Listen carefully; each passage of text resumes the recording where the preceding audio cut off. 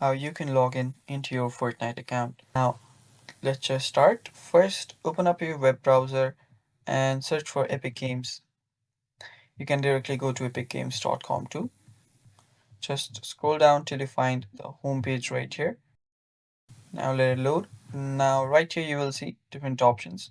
On the top right you will also see a sign in option. Tap on sign in and you will get different options that you can use to sign in. Now if you've used your Xbox or your PS, your Nintendo, your Steam, Facebook, Google, or your Apple account or your Lego account, you can use those to sign in, or else you can directly use your email address right here too.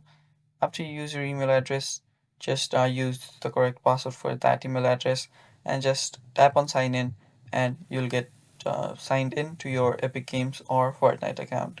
If you don't have an account, there is a create account option right here. So you can do that and then come back to this page to sign in.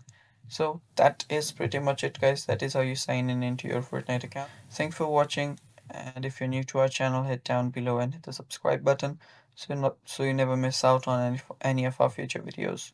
Bye bye.